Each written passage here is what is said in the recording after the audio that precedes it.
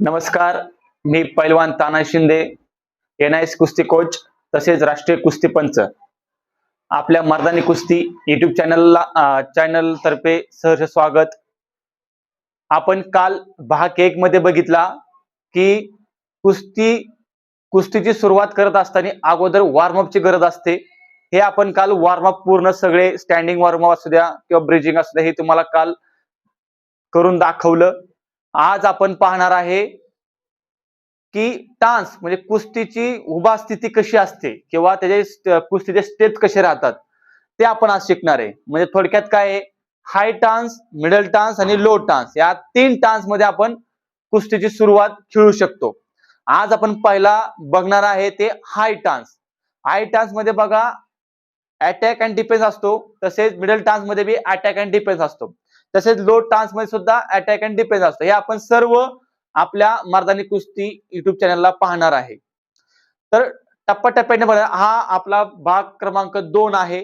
तर आपण पाहूया हाय टान्स. हाय टान्स बघा कसं असतंय, जे आपण पाय पुढे ठेवतो. कधी कधी काय होतंय, काहींचा पवित्र पाय पुढे असतो, काहींचा उजवा असतो, काहींचा डावा असतो. तर तसं असतं. तर आपण बघणार आहे हो का, जे पाय पुढे ठेवले त्याचा विरुद्ध दिशा, पाठीमागचा पाय जास्त मागे न ठेवता जवळ ठेवायचा, थोडा क्रॉस ठेवायचा. आणि हा दोन्ही पाय विरुद्ध दिशे पाहिजे, विरुद्ध दिशे, समोर समोर ठेवायचं नाही. हे पाठीमागच ठेवायचा आणि विरुद्ध दिशेमध्ये ठेवायचा. आपले हाताचे बोटे सरळ ठेवायचा, अंगठा हा सरळ ठेवायचा आणि हा ससेज गुडघ्यावर आणायचं. गुडघ्यावर असा पूर्ण लोड द्यायचा बोजा आणि हात समोर. हे झालं आपलं हाय टान्स. हे झालं आपलं हाय टान्स. ह्याच्यामध्ये सुद्धा हाय टान्स मध्ये सुद्धा अटॅक डिफेन्स असतात आणि मोशन असतात, कारण कुस्ती खेळताना मोशनची गरज असते. हे बघा, परत दाखवतो सगळ्यांना, व्यवस्थित लक्ष द्या. एक पाय पुढे ठेवला, कोणताही ठेवा तुमच्या ह्यानी चॉईस. एक पाय पुढे ठेवला, एक मागचा पाय नॉर्मल क्रॉस केला, विरुद्ध दिशा यायला पाहिजे, समोरासमोर नाही यायला पाहिजे, फक्त विरुद्ध दिशा यायला पाहिजे क्रॉस मध्ये. तसेच पाय, आपल्या हाताची बोटे सरळ आणि अंगठा सरळ पाहिजे, तसेच गुडघ्यावर असं ठेवायचा. ही सरळ ठेवायचं, म्हणजे हाताचे कोपूर आहे ते सरळ ठेवायचं, असं बेंड नाही करायचा, सरळ ठेवायचा. तसं फक्त हात समोर ठेवायचा. हा हात असतो एक माग, एक हात पुढे असतो, कारण का हा हात डिफेन्स साठी असतो आणि हा हात मानावरती ओढण्यासाठी असतो. ही आहे आपले हाय टान्स. तर ह्याची फायदा कसा असते तुम्हाला दाखवतो मी. Stand up. आता आपण थांबलोय हाय टान्स पोझिशन. हाय टान्स पोझिशन, हात समोर, एक हात मानावरती, एक हात दंडामध्ये, म्हणजे हे हात डिफेन्स साठी असतो आणि एक हात असे मान असे कुस्ती खेळण्यासाठी असतो. असा म्हणून ह्याला म्हणतात आपण हाय टान्स, म्हणून म्हटलं जातं ह्याला हाय टान्स.